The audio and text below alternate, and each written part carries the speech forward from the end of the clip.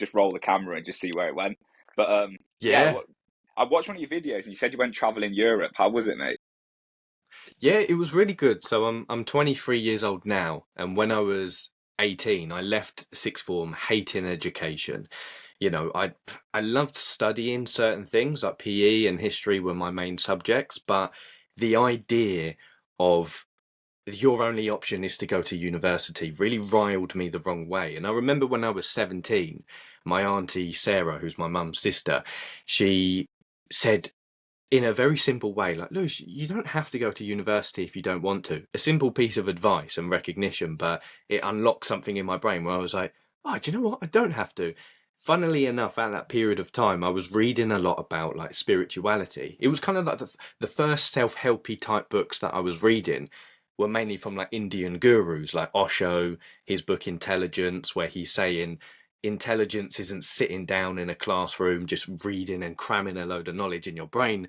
And then I remember being in my sixth form classes just thinking, this isn't it. Like, this is all like the wrong type of productivity. And I really hated it. So I left school and I was like, right, I need some money. So I searched for a job. And the first job I got was a landscaping job. And I worked it for a month. And I really enjoyed it because it was summertime, it was boiling hot, I was out, getting vitamin D, top off all the time, like really getting into good shape as well. I earned about 2,500 quid or however much it was. I probably worked longer than a month. And then the plan was initially to go to Nepal. And then I thought, nah. So I heard about something called interrailing, which is where you get a train pass. Quite a few people have done it, and you travel all around like Europe via trains. And I did that for a month, and without having done that, it's a cliche thing to say, I don't know where I would be at this point in time, but the exposure it gave me to people, to places, thinking on your feet, you got to get you're traveling from, I don't know, Slovenia to Switzerland, and you got to get 6 trains in one day, and it's a 12-hour journey. And if you miss one train, your whole journey is screwed. So really thinking on my feet as an 18-year-old, that was like my hero's journey, like the first initiation into manhood and independence. So, have you ever travelled or? Yeah, so I actually left it a bit later. So I wanted to go traveling for years, but I just kept putting it off. And then I saved up all this chunk of money, and COVID happened. And so I was sort of sitting on all this money. And then as soon as we came out of COVID, all I did was I just went to festivals and partied and spunked all the money I wanted to go traveling with. And I was like, oh no, what have I done? Like that, it kind of set in. I was like, no way. And and then, yeah, just like I made a commitment. I was like, right, I'm going to go to Asia. Like I keep hearing about Asia. Everyone from the UK goes to Bali. So I'm like, right, I'm going to go and see what it's about. So yeah, I went, this was about a year ago now. Went to Bali. I sat a 10-day silent meditation retreat as soon as I landed there, which was intense. Talk about throwing yourself in at the deep end or the Yeah, silent end. Yeah. didn't even travel. Just went straight to the meditation retreat, sat that, and then yeah, just went and travelled Bali, Australia, did Singapore, Malaysia, and it was very similar to you. Like I think I was so recluse and I was so like unsure of myself. And when you expose yourself to traveling, you're on your own. You need to think on your feet, and like you're constantly adapting to chaos because it's new scenarios and new situations. You're putting Mm. yourself in places where you've never been before, and it's interesting to see how you adapt. And yeah, as I've come back from that, I feel a lot more self assured, and it's definitely something I want to do again for sure. Mm. Would you call it an initiation, for a lack of a better word? Did you feel like it, took an image of who you thought you were and kind of exposed you to things that you never been exposed to before, and that kind of like molded you? I mean, you said you are who you are today because of that. Do you feel like it was like an initiation? Yeah, for sure. It's so interesting because you have all these ideas about who you are, and when you're in, especially the UK, everything's a habit. Like everyone lives the same sort of lifestyle where it's like work Monday to Friday, wait to the weekends, and you see the people you grew up with, and you get stuck in routines, and this becomes a habit of your mind.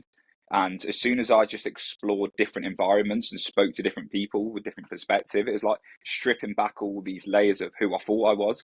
And yeah, it's like when people say I went traveling and found myself, it sounds like really cringy or cliche, but it's true because you're exposing yourself to new people and new circumstances. Like you see your identity expand and grow, and you really find out where your passions are. And yeah, it just opens you up to a bundle of opportunities. I think a lot of people should And it should be before people go to university or kick themselves on a career. I think you should go out and travel into the world. I think it'd be really important for people. Yeah, I mean, I 100% agree with that. In fact, in a lot of the spiritual type videos that I upload, I always make a tongue-in-cheek comment like, because there's something I refer to quite a lot called I call it the Alan Watts principle, because in short, Alan Watts, the British philosopher, said that if you don't know what you want, it's because of one of two reasons. One, you already have it, which is like, oof, that's the first punch in the face. And then the second one is you don't know yourself. And I always say, well, if you don't know yourself, go backpacking across India and find yourself, until someone commented the other day, like, oh, that's funny. I was actually thinking about going backpacking across India. So I have to preface it with, it's just a tongue-in-cheek comment. But it's interesting you mentioned going traveling before going to university, because 100% I arrived at that wisdom as well in my own time, because it wasn't until I was in a hostel in Berlin speaking to this American guy about, philosophy and psychology and how interested in it I was, that he looked at me and he just said, you need to study philosophy, or you need to study something, because it's such a passion inside of you. And it wasn't until 2 years later that I then started a degree in psychology, which is like still ongoing, but without having the inner rebellion to be like, oh, I don't want to study education or anything like that. Further, I then was able to kind of return to education. There's a funny motive in Jungian psychology. Carl Jung, the psychologist, psychoanalyst, said, often you find your destiny on the path you choose to avoid it. It's a very mythological motive, but yeah, it's definitely agree with what you said. Yeah, for sure, Lewis. And I think it's interesting how like you have to get out of your comfort zone and expand into the world to kind of find where you want to go. And I don't know, maybe if you went straight into university and you went straight into psychology or something, you wouldn't have had the curiosity, the natural development of your own mind to really like foster your own curiosity in that. It's like you've gone out into the world, you've explored, you've found what is meaningful to you, and then you come back and you orientate yourself and you go from there. But I think without that time of not knowing what you want to do, without that time without exploring, it's hard, because you get indoctrinated into a system to think certain ways and to believe and act in certain ways. And I think, yeah, as you go traveling, you expand and grow, and you come back Hmm. to what you truly is the essence of you and what you truly find meaningful. This, I'm thinking about one idea within this topic, because there's an idea from free. What you'll notice, this will always come across as nerdy, and sometimes I do this too much. But I've got so many quotes and like concepts in my mind. I always just go into them. I hope you don't mind. There's a idea, for a lack of a better word, from Friedrich Nietzsche, the German philosopher, and he said something along the lines of, when you are young, kind of, you should endeavor into a discipline and let the discipline mold you, so then you can kind of rise above the discipline, and then you have freedom. Common idea that discipline equals freedom. So I had an idea when I was younger, that before I met my ex-girlfriend, actually, when I was 18, I was like, I'm going to travel like this until I'm 25. And I genuinely believed that I was going to travel until I was 25 years old, just backpacking wherever the hell I was going to be. But going back to the destiny thing, I had a real inner calling for structure and for discipline, because with traveling, inevitably, like depending on how you do it, there's a lot of freedom involved, and you're not really committed to anywhere. So how long was you traveling for? So I was traveling for about 8, 9 months.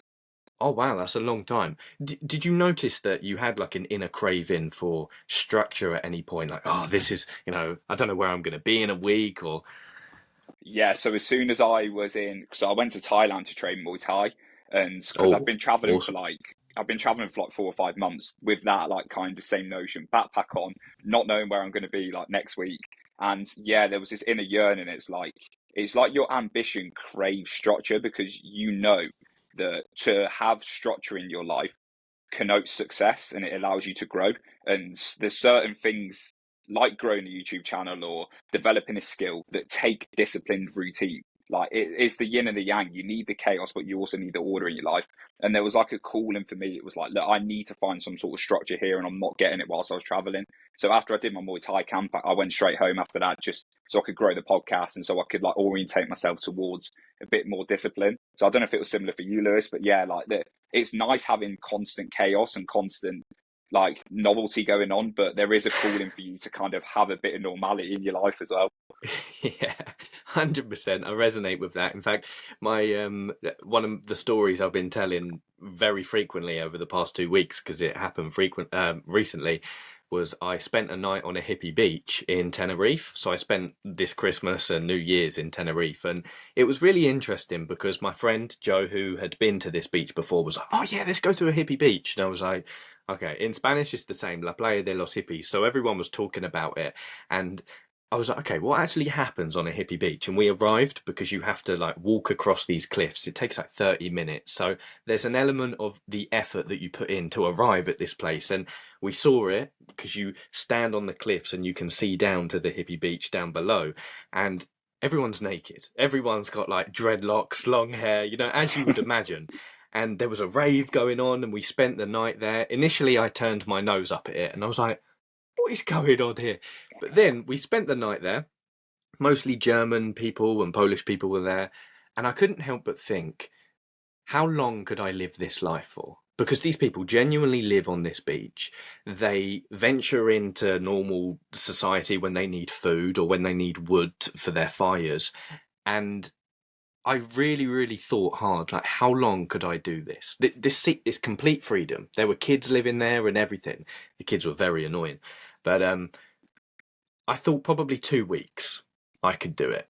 So I really, really resonate and understand what you just said. There's an inner calling for discipline amongst chaos. It's the yin and yang, exactly like you said it. Sometimes you've got to have the chaotic creative pursuit, but you've got to have the foundation and fundamental grounding of the disciplined structure that you can rely on when everything goes tits up, if it does. So hippie beach, I'll take you there one day. You've sold me on it, Lewis. I'm gonna go and live there.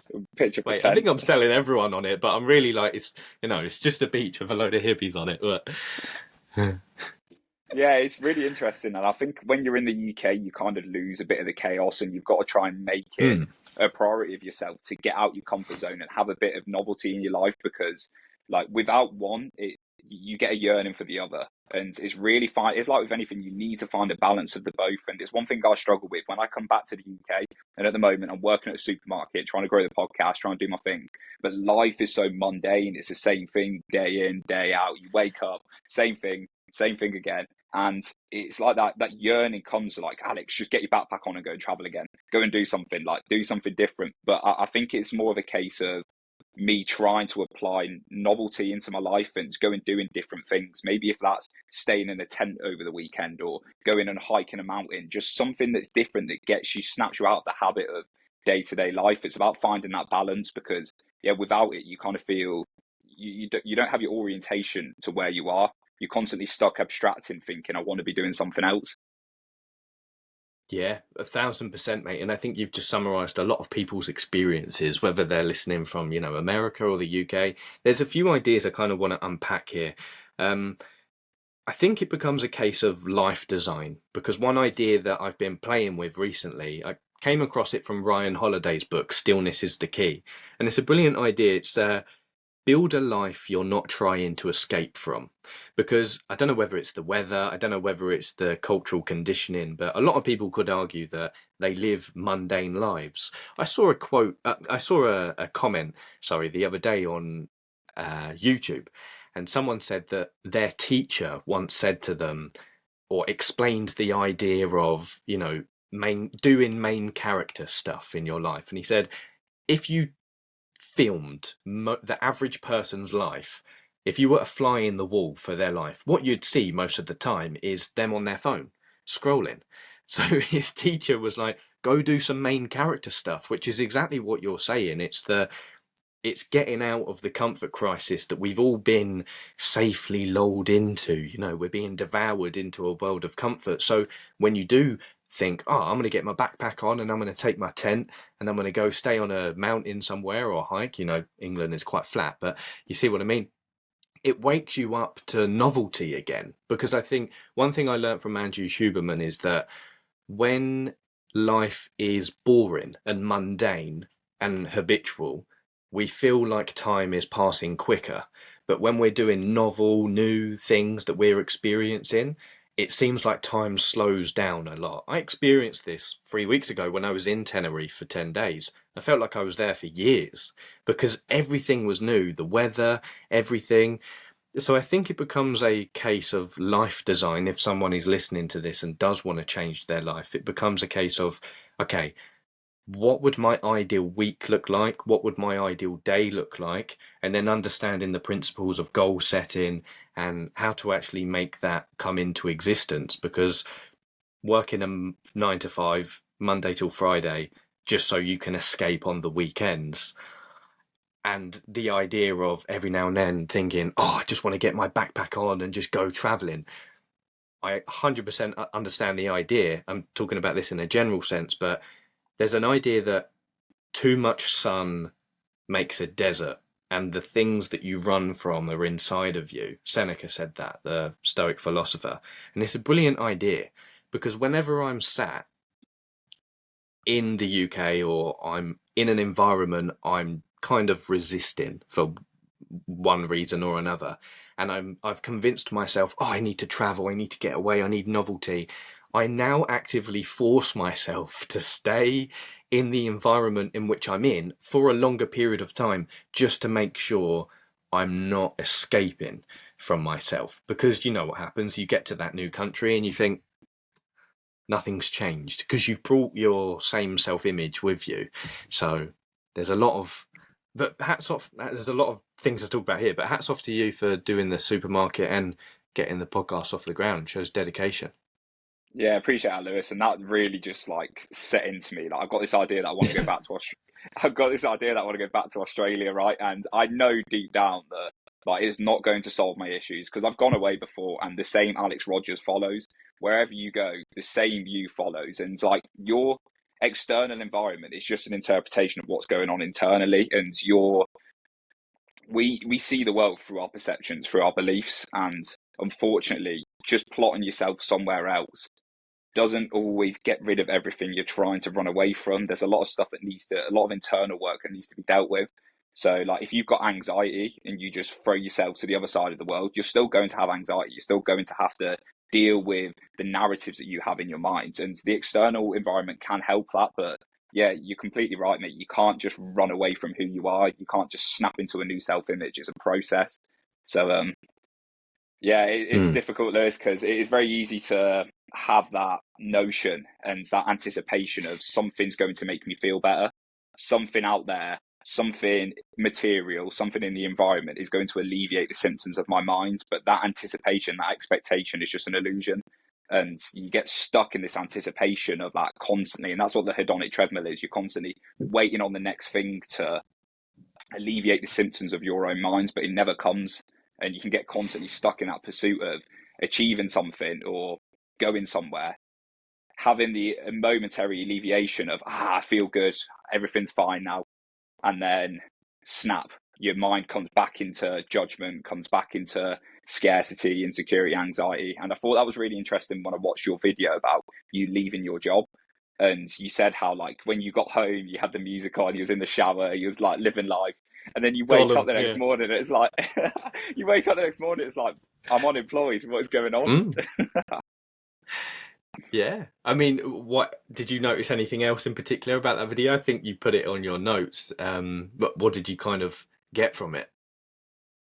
Yeah, it was really interesting. It was more of the sense that like we anticipate things to feel a certain way, and that expectation is what causes our suffering. And the only thing that really does exist is like now, the present moment, the moment you're anchored to right now is the only thing that exists. And the moment you anticipate something to make you feel a certain way is the moment you've seized the gap of suffering. You've caused yourself suffering because it's just running away from who you are and running away from the present moment. There was a lot of things I really related to in that video. I think I'll leave all your stuff in the podcast notes, but it's a really impactful video because it's done through the art of storytelling as well, which I think's a big one. No, thanks, man. I'm glad you appreciated that video because, and by the way, I loved the wording you use. Like, you've seized the gap of suffering. I imagine it as like, to seize something, you've grabbed it, so you're holding on to the suffering. I love that. I'm glad you really liked the video because, one, I've really had fun creating the title. You'll never be satisfied, and that's okay. And two, writing the script for the video or the article was like tackling one of the biggest problems I've ever tackled, because we're all humans. We all want things and we all place our happiness, success, excellence into the future. So I was like, right, why does the grass is always greener syndrome exist? I remember being 21 and constantly thinking about the future and all of the plans I had for traveling, being in a relationship and constantly thinking about other women and sometimes, as we do as young men. And I thought, right, why is this? And it wasn't until I read the book, which I explain in the video, The Molecule of More, where I had the most satisfying explanation for it. So I'll explain it a little bit, if I may, for the listeners, in case people haven't seen it. So this whole idea of you will never be satisfied, and that's okay. There's a neuroscientific element and there's a spiritual element to it. So the neuroscientific element is, as human beings, we are not wired to be satisfied all of the time. Otherwise, we would just be comfortable. We never would have made it out of Africa if we never wanted to pursue more. So there are two systems that operate in your brain in regards to this. So obviously you've got the dopamine system and you've got the here and now molecule system. So the dopamine system is what you release dopamine when you are anticipating a future reward. It's usually considered the pleasure molecule, I think, because the first scientific studies that were conducted around dopamine involved drugs. So a lot of people thought it was the pleasure molecule. But you release it when you are anticipating something, not when you actually get it. So the common example is when you're hiking a mountain, you're releasing dopamine in pursuit of the peak, not when you arrive at the peak. H and N molecules, so like serotonin, oxytocin, endocannabinoids, vasopressin, I think, is the fourth one, called here and now molecules because they're what you release when you're experiencing something in the here and now, be it good or bad. It could be love, pleasure, satisfaction. It could be anxiety, despair, depression, anything that brings you into the present moment. So a question might arise after thinking about these two systems in the brain. Why would the brain have two systems that work in opposition? Why not one unified system? Good question. It's because if you think about it in terms of a car, you need an accelerator and you need a brake. Why? Because there's going to be times in your life when you need to accelerate and there's going to be times when you need to slow down. So it works as a balance. And that was a really satisfying explanation as to why we always pursue more, because we're wired to do so and it is beneficial to our progress as human beings. And then the second part I go into in the video is the spiritual component. So the answers from Buddhism and Hinduism and Alan Watts as well. Why, the famous quote that I think you put on your notes, man is a trap set to catch himself. So the one interesting spiritual answer that I found was, there's a common idea that in Buddhism, Buddha said life is suffering. But it turns out there's actually a bit of a mistranslation with that. It turns out Buddha didn't really say life is suffering. He said that life cannot satisfy. So in a way, life is dissatisfaction. And the video goes into a bit of a conclusion that I reached that I found satisfying, because I don't know whether other people find it satisfying, but I wanted to reach a conclusion because I was like, right, I want to solve this problem. The conclusion is, and this might seem quite simple to some, you have to, going back to what we were saying about time for discipline and time for creative exploration and chaos, you need to design your life so that you have time for dopaminergic pursuit. You're working on your passion projects, your mission, you're trying to achieve, but you also have time for serotonergic or H&N molecule appreciation, a meal with your family if you're quite a social person, or time when you are getting into the present moment and you're in the flow of a creative pursuit, something where you can stand back and appreciate life. And I think here what I will conclude with is that what spiritual answers add to the neuroscientific component is that sometimes to understand a problem is to solve it. Because some people might think, oh, I'm always dissatisfied. I'm always wanting more. I'm always wanting to quit my supermarket job and go to Australia with my backpack. But you will be dissatisfied in as long as you are lying in wait for an answer and a remedy to this problem. There is no remedy. Sometimes the remedy is to just understand how things work, and then you can use it as a remedy in a paradoxical way because you understand that you don't need to remedy it. It kind of comes back on itself. So I don't know whether that was a long-winded explanation, but No, that was spot on, Lewis. What do you think? I think when you were saying that as well, it really reminded me of the backwards law by Alan Watts. And I think if you use that productively, it can really enhance. It can take away that anticipation, that like desire to do something else. And what he means by the backwards law is, say for me, for example, I'm stuck in a supermarket. I'm not stuck. I'm working at a supermarket at the moment. And I'm trying to grow the podcast, and I'm constantly thinking in my mind, I'm going to get a backpack on, go to Australia, I'm going to go live the life. Right, instead of me focusing on the idea of going to Australia, instead of me focusing on the fact that I need to be backpacking, I shouldn't be at a supermarket, I should stop looking at the positives of me moving away, and in turn flip that and focus on the negatives of me being at a supermarket. Like, focus on where you are now.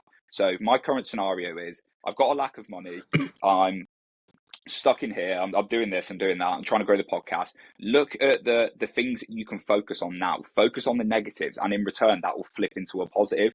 But if you focus on the positive of, I want to go backpacking, I should be in Australia, that in turn is going to turn into a negative because you're realizing where you're not, and it's just ruining your self-esteem. So yeah, if you sit in the now and look at what you can do right now, whether it's right, I haven't got enough money, what can I do today to make more money? What can I do today to advance me towards a better career, a better financial situation, better health?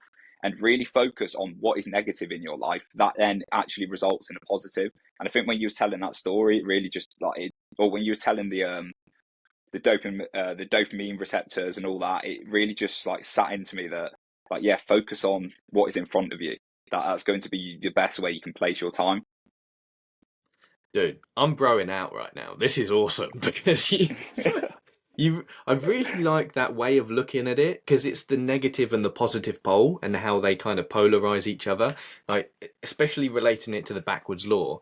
It's funny because after you just said that, there was one more point I wanted to mention, but I forgot it. But you said that, and that basically summarized what I wanted to say. Because what I've realized is I've got a video upcoming, and the title is "Excellence is the Next 5 Minutes." Because since I can remember, I'm 23 years old now, probably for like 10 whole years of my life, I loved planning. Like, I would plan absolutely everything when I was younger, my travels, what I wanted to do, all of the things that I wanted to achieve. And I would continuously revise the plans. Now, planning isn't bad, but it is bad if you're not actually actualizing the plan, which I wasn't. I was just fascinated with writing the plans. And I used to become so fed up with this. And recently I was going through my journals, and I made another video about this, about like the main life lessons I've realized that were consistent across all of my journaling for like the last 8 years. And I realized that there were many times in my journals where I wrote down to myself, stop talking, like shut up and just do. It's a common, every yes man on the internet will say, just do the action, consistency and all of that. But getting deeper into this message, excellence is the next 5 minutes, because what I used to think with the term excellence, which is defined as being outstanding or excelling in something, it comes from the Latin word excellere, which means to surpass. So excellence is like an idea of you're continuously surpassing your expectations and your abilities. And I always used to think, excellence has got to be something like really far in the future. The people who I think are excellent at what they do, they've accrued that excellence over a really long period of time. Until I read this idea, like excellence is the next 5 minutes, is continuously, like, if you imagine your life built up of 5 minute segments, what you choose to do in those 5 minute segments is your excellence. So you have the idea, you don't want to be working in the supermarket forever. I don't know, maybe you want to ascend to higher management and start your own supermarket chain, who knows? But I assume that you don't want to work in the supermarket forever and you want to make the podcast the main thing. Maybe you have a vision about what that looks like. Let's say you think you're 3 years off achieving what you want to achieve or getting it to the level you want to get it to. Okay, this is something I learned from my dad. Imagine where you want to be in a few years' time and then work back to the present day and then ask yourself, or then say, right, excellence is the next 5 minutes. What do I need to do now to make sure that my vision becomes a guaranteed reality? It's another way of saying exactly what you just said. So 100%, I think we've arrived at the same conclusion. Mate, I love that, Lewis. I've never heard of that before. Excellence. That's a really nice way of framing it. I thought, again, when you would say like excellence, I thought that would be like Cristiano Ronaldo or someone who's like at the top of their peak. But framing it in a way that you can achieve excellence just by like these micro wins. It's that compound effects of just 1% growth all the time. Just if you can do something every day or every hour or every couple hours that just gets you a little bit better, pushes you in the direction. It's like the analogy of compound interest is just going to keep growing and growing and growing. And that's how you actualize them big goals. It's not focusing and visualizing on the fact that I'm going to be a millionaire, I'm going to be shredded, I'm going to have 15 girlfriends. That is only going to, again, ruin your self-esteem. Whatever floats your boat, yeah. That's my goal, Lewis. That's where I'm headed to, mate. But yeah, it's like it's focusing where you are now, them little compound wins, the little wins every day, just getting a little bit better, making sure you're being productive, doing the right things. And that is going to, a lot of that comes patience. So like when I say these things, I think the thing that gets in people's way is rather the anticipation that they're not where they should be yet, which is a lack of patience. They're not getting the results they think they deserve, so they get entitled and then they become complacent and then the negative habits start kicking in. Or I think it's just, yeah, I think that's really it. It's a lack of patience that people, they need to realize that these things, these goals that you want to aspire to, they take time, and it's so easy to focus on where you're not instead of where you are. Man, there's so many ideas in here. And one thing that I really want to preface here, for anyone who's listening, because I feel it within myself as well. What we're saying here has been said numerous times on podcasts and all of this stuff, just get 1% better every day. And I think that nowadays, because I notice it in myself, people are probably becoming fed up with hearing this because it's advice that is given all of the time, the conclusions that we've just arrived to. But there's this quote from Winston Churchill where he said, "Most men stumble over the truth and then pick themselves back up, walk off, and act as if nothing happened." It's an idea that I've really started to absorb in the sense of cliches. So what I'm trying to get at is a lot of people might think they understand this idea of, okay, just get 1% better every day, excellence is the next 5 minutes. They might theoretically understand it, but they don't actually understand it. It's the same argument with, one day you're going to die. How many times do we hear that? And we think, oh yeah, one day I will actually die. Like, no, you don't actually understand it. Like, people don't sit with the wisdom. I'm going to generalize here. I'm going to sound like the guy who's complaining about everyone, but I'm talking from my experience, because in the past, I wouldn't sit with the wisdom and the knowledge and actually think, okay, and let it absorb into my soul. So the idea of compound interest, if you actually understand that, it seems like such a simple idea, but it will literally change your life. And there's so many angles you can tackle this. In regards to the self-image, there's a visualization technique I learned recently, if you want to hear it. It's from psycho-cybernetics. Because we're talking a lot about self-image here, with the mundane aspect of living your life and all of this stuff. And I was reading this book called Psycho-Cybernetics, which is a psychological. Have you ever heard of it? Yeah, I've read it. Ah, you've read the book. Oh, okay. Yeah, Oh, yeah. This I was won't. years ago.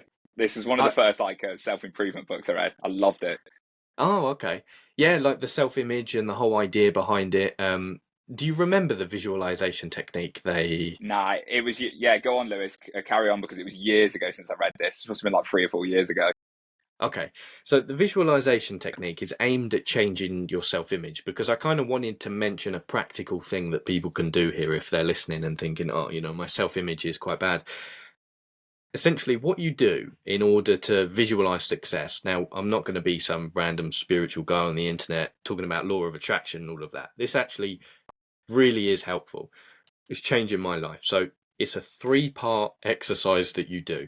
I suggest split it up into 6 minutes. So you got 3 2-minute segments. Now, in the first part, you want to focus on getting yourself relaxed in the same way as a hypnotist would relax their participant to make their mind more suggestible on stage. You want to make yourself more suggestible as well. So you lay down, set the timer for 2 minutes, and you imagine that you've got huge concrete blocks on your hands and your legs, and you're sinking into the surface that you're laying in. And then imagine concrete all over your body, and you're really sinking in, and that will start to make you feel relaxed. In the second part, you then imagine a problem that you're currently dealing with, or you imagine the success that you want to achieve, or that you feel you are destined for. And you imagine, still with your eyes closed for the next 10 minutes, that you wake up tomorrow and that problem is solved all of a sudden, unbeknownst to you, or that you have achieved that success.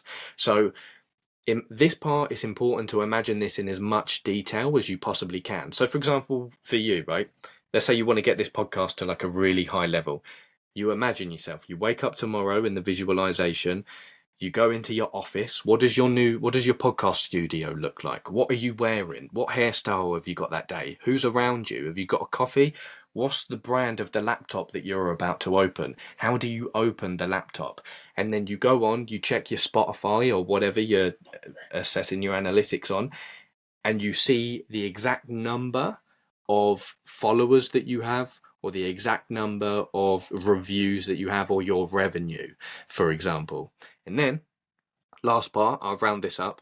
Your brain probably won't believe that is possible yet, because you might have a negative self-image about yourself. So in the last part, for the next 2 minutes, you then reflect over the last few days about things that you've done that you're proud of, or that you're grateful for. Maybe today you woke up on time, to do this podcast, or yesterday you ate a nutritious meal, or you really listened to someone.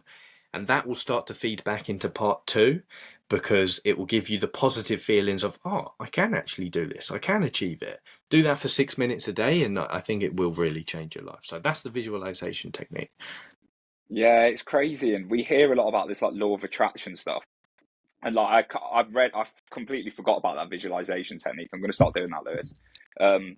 It's so interesting. We look at this law of attraction stuff and we think, oh, it's just a bunch of woo woo. Like, what's going on there? Like, you're just imagining things into reality. But if you really look at like the subconscious, like it can't tell the difference between what's actually happening and what you're visualizing. Like, it believes it's truth. So if you can really sit there and get your mind still, and you can like attach to the emotions of your experience in something, and you can sit in that thing, like your mind is going to believe that you're already achieving that, or that is something that you have achieved.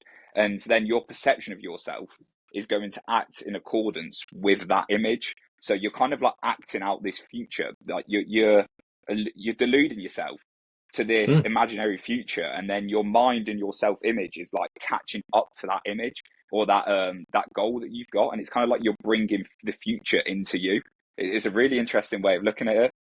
Nice. I'm glad you mentioned woo woo, because what I always preface is I always have a distrust for anyone who's like, do this visualization technique. They're on a video, they're meditating, they got long purple curly hair, and they're like, oh, the law of attraction will solve your problems.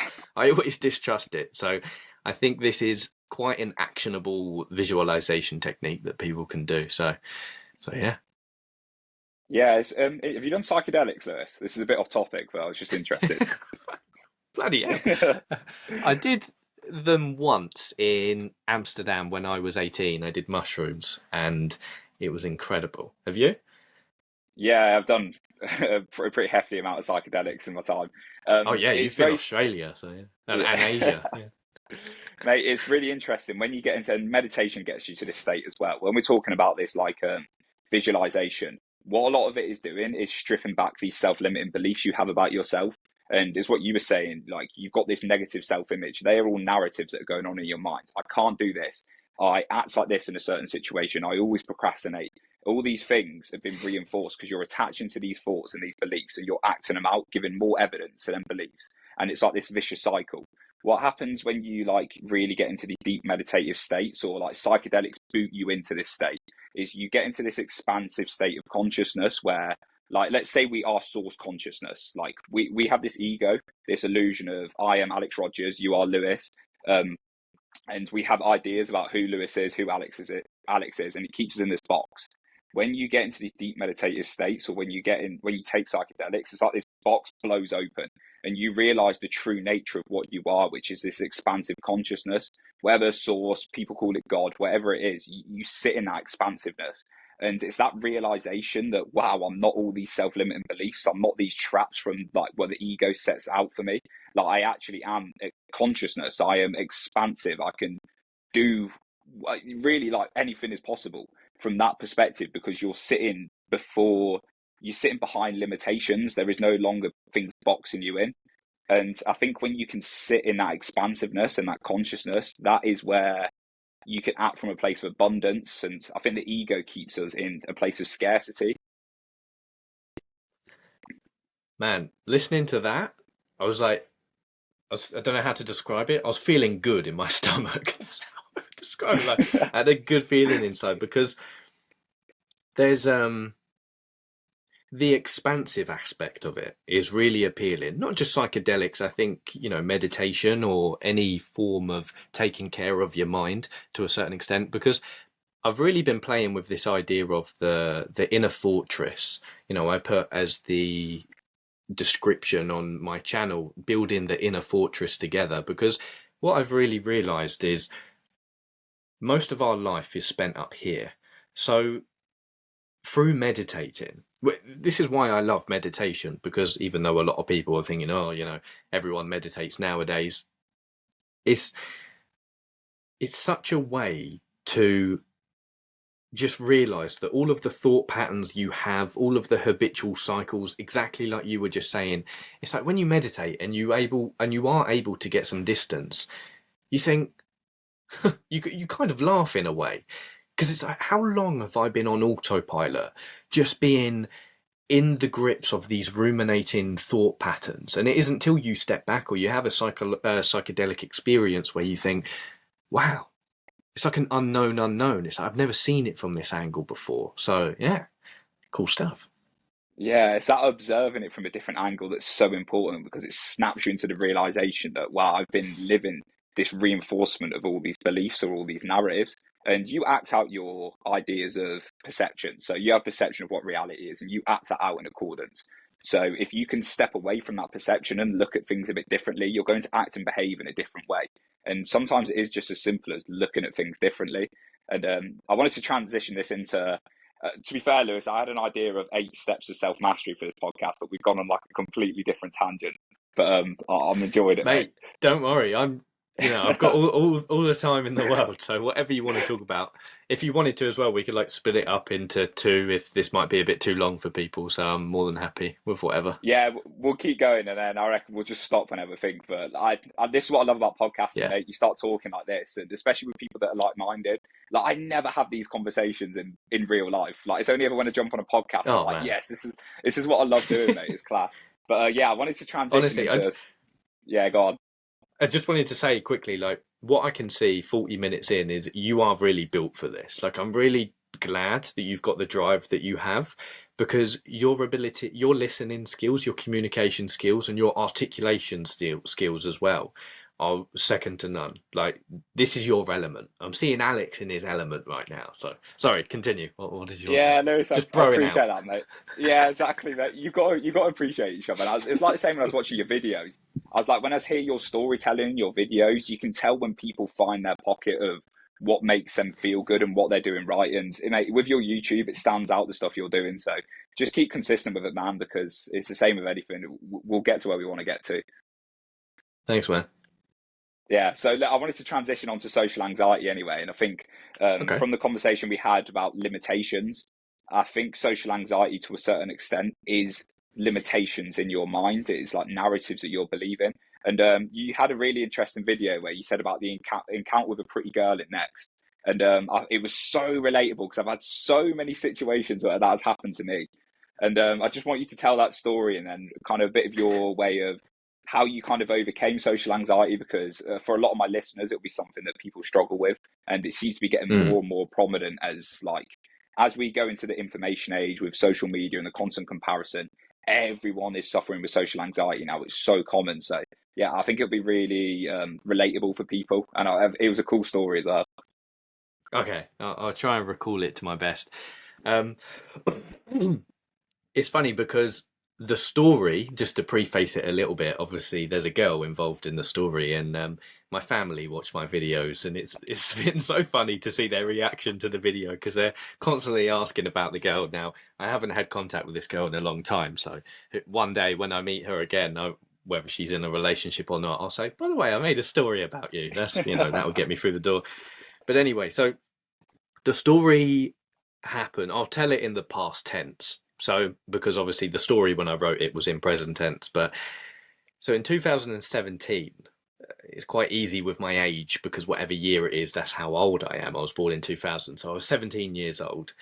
And I was walking into the town centre with my cousin Rowan.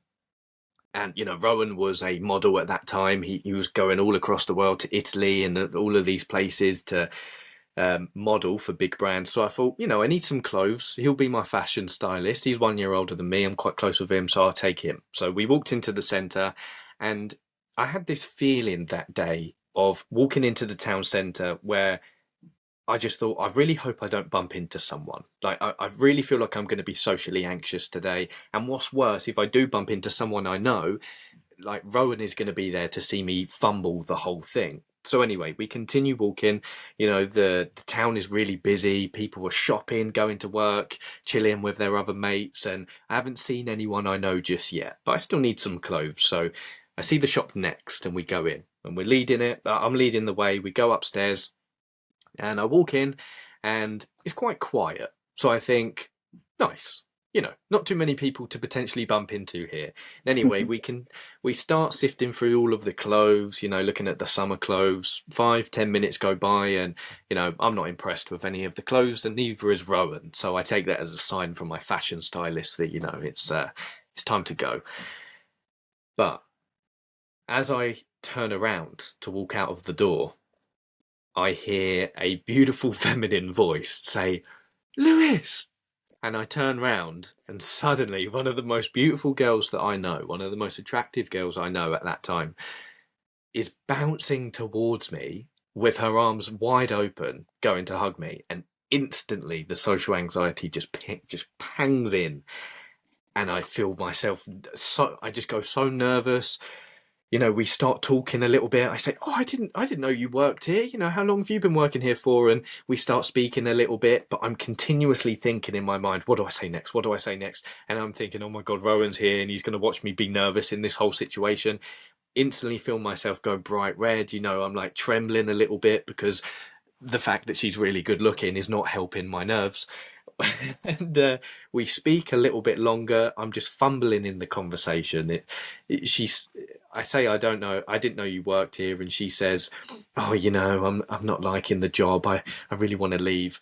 And I just suddenly blurt out, "Well, leave then," as a way to continue the conversation. And 3 of her colleagues are behind her, and she's like, "Yeah, like we can't really talk about that here."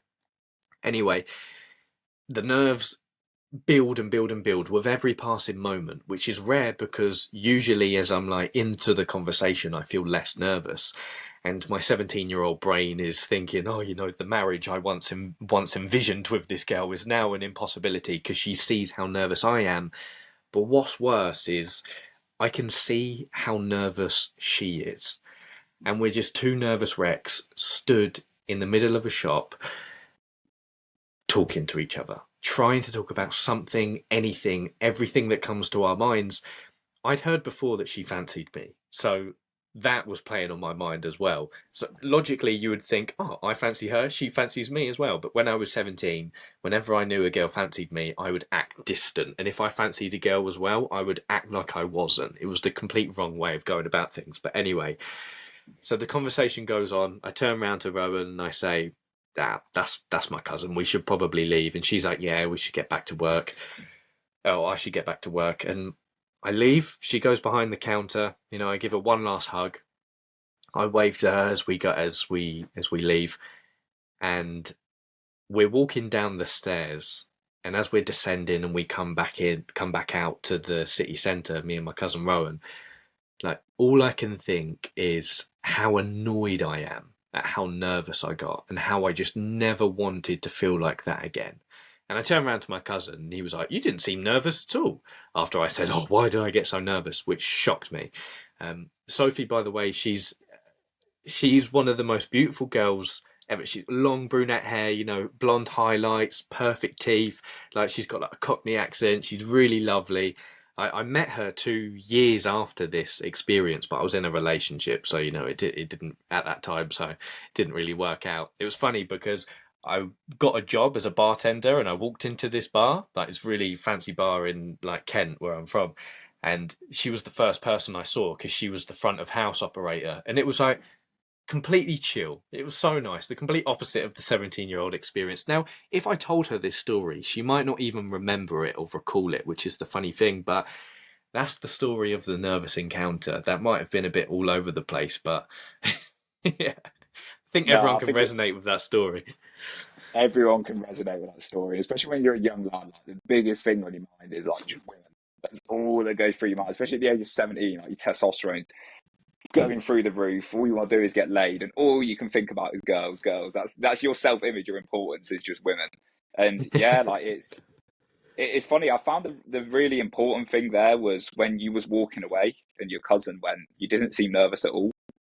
And for me, social anxiety seems to be this thing where I know we put this. I remember you mentioning the spotlight effect, this psychological principle that we think we're the center of attention all the time. Like we think our reality and our consciousness is everything, and everyone's watching, everyone's directing their attention to us, and our mind goes into overdrive, thinking that I'm the most important person in the world. Everyone's looking at me, and it's this overanalyzation and this rumination of what am I doing, how am I standing, how am I thinking, how am I coming across. That is what is causing your anxiety. It's this constant analyzing your scenario and who you are, and that just realization again of wow, no one pays attention to me, no one notices what's going on, I'm fine, is it takes the pressure off. And I think a lot with social anxiety is you're trying to perform, you're trying to act.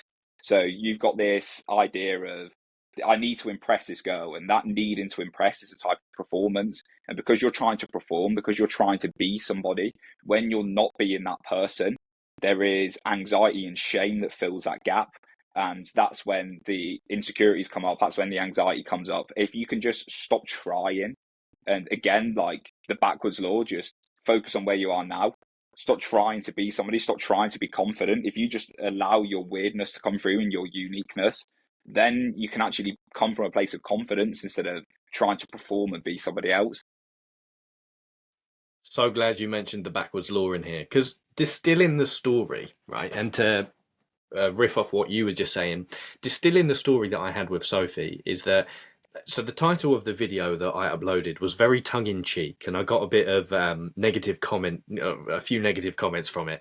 The title is The Narcissism of Social Anxiety. Now, of course, that's to, kind of blow the video up a little bit. And it's exactly like what you just said, because what I noticed, the most annoying thing about that story is how lovely she was as a girl and how lovely she is, and the idea that I made it all about me in my head and that's why I got so nervous. So from a rapport point of view, I wasn't listening to her. I wasn't paying attention to her. I was just so focused on how I felt, and I wasn't putting her at ease. Now, there's not an extreme aspect here, but I think one thing for me that a lot of people don't talk from my experience that a lot of people don't talk about is that when I was 17, I was watching a lot of porn, like when I was a young man, as most of us did at that age, or people still do. Now, that created a inner guilt around socializing with girls because I only saw them sexually. And that is what really contributed to the trembling I felt around women, because I felt like I was hiding my actual self and I had to perform in some way. Now, I want to link this back to confidence if people do feel socially anxious, and to add to what you were saying. A lot of content is out there nowadays about confidence and how to be confident and self-esteem and all of this stuff. You can really work on your social anxiety if you are a socially anxious person, if you behave in ways that you admire. And what I mean by that, going back to the abundance point of view of, living from a place of fullness, when you actually build confidence, true confidence, through evidence and actually doing things that you're proud of yourself for, the way you hold yourself in social situations is a lot more grounded and a lot more self-assured, not in an egotistical way. So when you're acting and you're representing yourself in your daily life to the best of your ability, you're on your self-improvement journey and, you're taking care of yourself. Couple that with the right social skills, which, if you are socially anxious, is literally just putting all of your focus on the other person and really taking the time to listen to them and pay attention to them, so you don't have an internal focus of control thinking, oh, what should I say next? You're externally focusing. Couple those two things together with a bit of exposure therapy to actually talking to people and understanding how to shake their hand and how to hold a conversation as well. Like, that's how you overcome social anxiety. And I love the point you mentioned about the performative aspect and the backwards law. I think there was a psychological study conducted where they got two groups of people, and the task was they had to go and do stand-up comedy. So complete improvisation, something that would make the average person, crap themselves. They would hate the idea of doing it. Now, they got one group to set the intention of doing as best as they possibly could, like to really, really smash it out of the park and to really put on a good show for everyone. But the other group, they made sure that these participants set the intention to feel as nervous as they possibly could. Now, after the week or however many weeks it was, assessing the audience satisfaction, I believe it was, and the psychological accomplishment that each group felt, the group that was told to be more nervous felt that they did a lot better and the audience enjoyed it a lot more. So again, it's the backwards law of you're in a social situation, you feel nerves arise. Oh, no, push it down. No, don't feel nervous. No, become the insecurity, become the anxiety, wear it, and people will resonate with your nervous feeling, and you won't even come across as nervous anyway. So, yeah, I mean, yeah. Yeah, I love that. Become the insecurity, like wear it. It's really when you're doing that and you're showing that to people, it's taking away that shame. And I think when you try to hide your social anxiety, so when you get a social anxiety flare up, and I used to have it really bad, Lewis, like to the point where I didn't leave my room for like a year, 2 years. Like I had to, Wow. before I had to go work, I had to sit in my car and meditate for like 30 minutes just so I could go and say hello to people. Like it was really bad. But I would notice it would flare up more when I got stuck in my head that people would think I looked anxious and I was trying to hide away the anxiety. But I remember the first time I like really opened up and let the anxiety happen. And like, I get it when my breath would start increasing. So my heart rate would go, my breath would start going. And I'd be like, oh, they know I'm like panting. They know I'm breathing really heavy. But like, instead of like going, oh, what are they thinking? I just let the breath happen. I let that happen. And due to the nature of reality, things are flux. They come and go. And when I let that happen and I stepped out my own way, the anxiety came and it went. And then next thing I know, I'm having a conversation with someone. Like it was literally just the resistance to what is happening that was causing the anxiety. It was reinforcing and concretizing the anxiety. Instead of that just being a sensation that's going on in my body, I then had an idea that I need to be ashamed about it, which caused it to be reinforced and made it worse. But by just letting it happen, letting it come, then letting it go, you're literally you're just being a vessel for that sensation, that energy, and it's just passing through you, and you're just continuing. And it's the resistance of anything. It's like what you resist persists, and if you continue to fight that anxiety, it's going to come back in stronger. So yeah, it's just letting go and letting the anxiety happen. What do you think contributed to your social anxiety, Alex? What do you think made you socially anxious? Well, I had it in school. I always felt like alien, or never felt like I fit into anyone. I still get it to a certain extent now, but I have a completely different relationship with it, where it's not like a bad thing. Like anxiety comes up now, and it's just like, oh, there we are, anxiety's coming up again. But yeah, I don't know. It was just just like, you're all right, mate. Yeah, what you doing? And then it just passes. But yeah, I don't know. I think I did a lot of drugs, and I think this isn't talked about enough. I did a lot of cocaine, a lot of MDMA, and I don't think that helped with like just the chemistry of my brain. I think that to even extent to this day has had an effect on me. But I think it was just maybe it came from childhood trauma. My dad was always working. Maybe I didn't feel seen from my parents enough, and maybe there's a little version in me that wants to be seen by people, so it's put importance on social situations.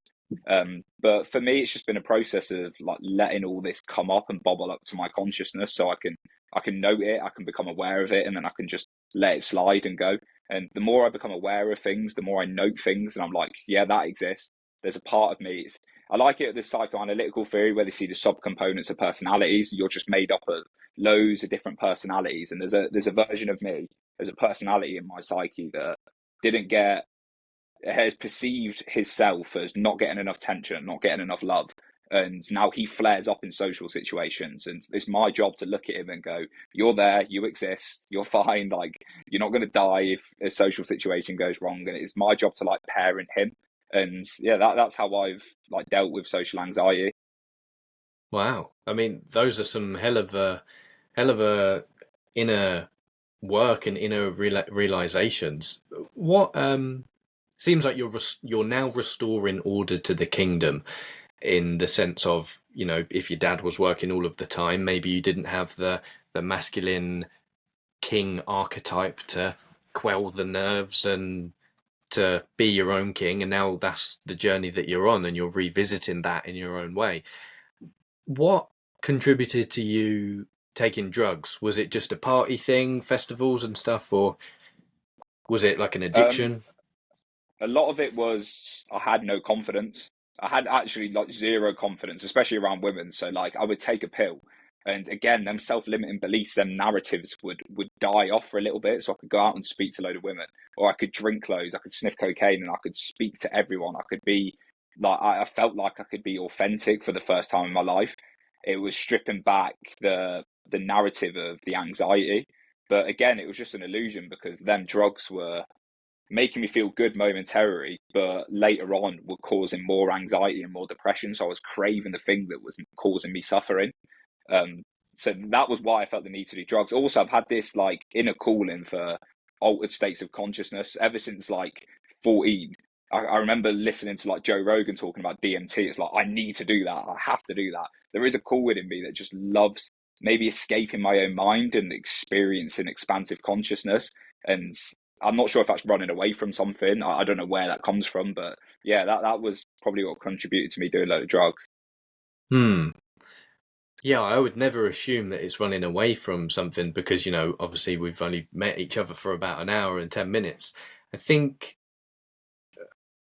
I don't really have anything to say upon that, other than what you're doing now with the podcast and the topics that you're talking about and the other men that you're connecting with, and, us connected now.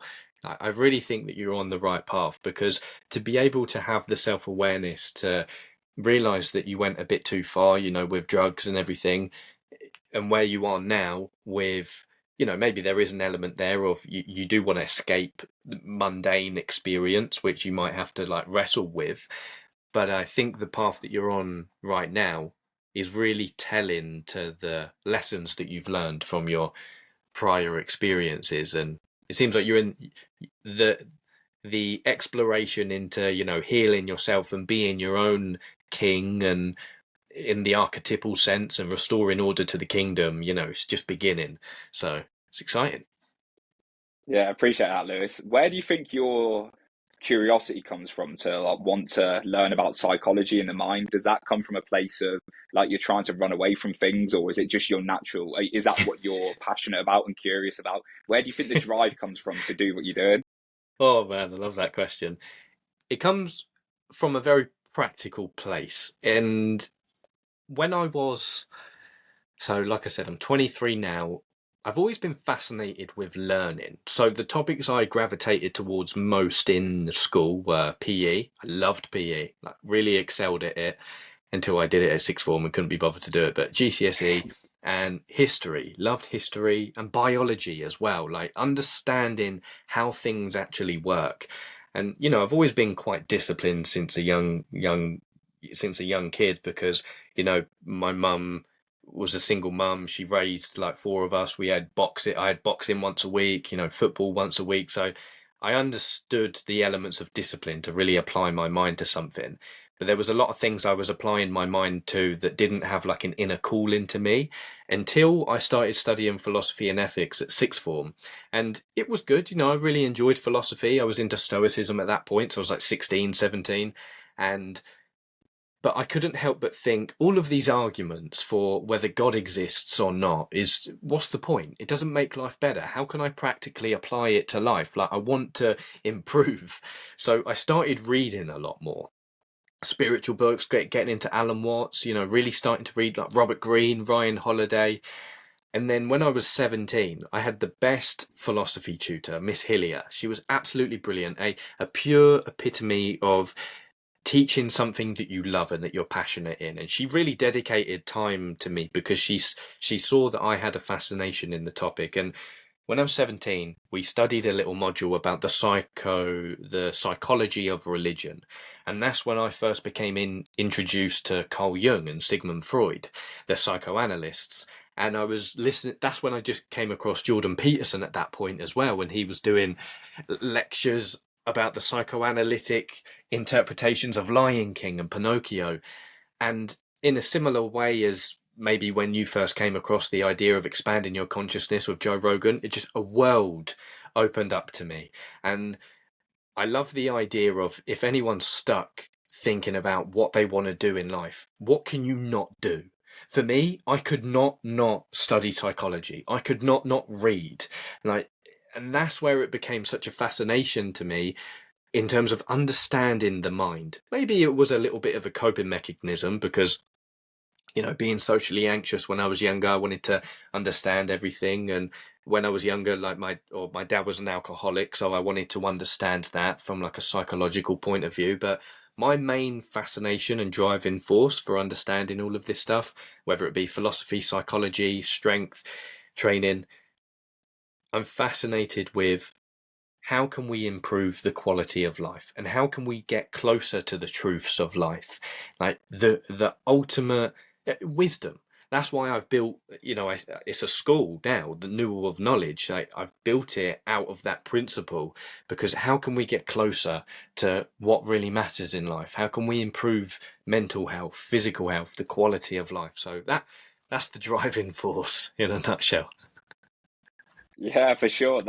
There's a difference between knowledge and wisdom, and I think a Mm. lot of you can get stuck in philosophy of like abstraction, constantly thinking about the abstract thing and never applying it. And I think true philosophy is like this existence right in front of us, this being a human, is maximizing how to be a human, how to live well as a human. That is what philosophy is for. It's not for getting stuck in your head. And I do this, Lewis. I'm probably similar to you. I love to read. I love to intellectualize. I love to think of all these abstract ideas.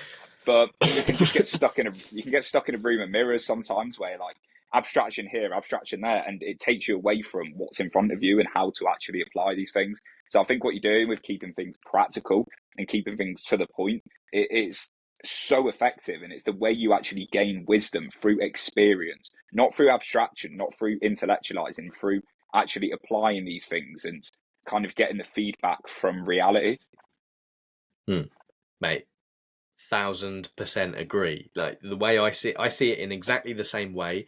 That's why I've called the channel Newell of Knowledge, and I haven't included the word wisdom, because knowledge is to know. Like you can know everything there is about the world, but until you actually apply it practically to life, it's not wisdom. When you take that knowledge and you apply it in a practical sense, that is wisdom. So the whole idea of the channel is knowledge is provided, and it's up to the viewer to absorb the knowledge and then put it into practice. Excellence is the next 5 minutes. Yeah, and it's everyone's got a different interpretation of that knowledge as well. So, like, I might watch your video, and through my lens of experience, I interpret that different to someone who's watching it in Asia or someone who's watching it somewhere else. So, we all have our own spin on what to do. So, there is no like one size fits all practical guide. It's all up to our interpretation, and to find out what is a correct interpretation for you, you have to experience, you have to work through that, you have to apply that into the world, because we can't all have the same idea of what to do because it doesn't apply to our lives. So yeah, it's just application with everything. Learn something and apply. Learn something, apply. And you need both. You can't just apply, because if you're just constantly doing things, you're never self-reflecting or sitting back and taking action. But yeah, the application, which is something I'm getting better at, but I constantly struggle with, it is literally just going out there and doing the things, not just reclusing and just reading books all the time. It's the balance. It's the yin and the yang again. I definitely used to retreat from life through books until I realised you got to apply stuff. So yeah, it's the hero's journey. You got to go out and embark. Lewis, I think we should stop there, mate. I actually want to ask if you would be interested in recording another podcast, because the main goal 100%. Of this podcast was to go over the 8 steps to self-mastery, and we've not even touched them. So I think that means it was a good podcast. For sure, mate. Honestly, Lewis, that was probably my favourite podcast I've ever done. I really enjoyed that, mate. I think it's nice to speak to someone who's like-minded. I've got the same inclinations as you with psychology, philosophy, and I think what you're doing with your YouTube channel is different. It stands out, and I love the storytelling aspect. I think you are deviating away from the norm, and you're doing it in your own way, and I think it's going to kick off the next year or so. I think you'll see some huge growth, mate, if you continue doing what you're doing.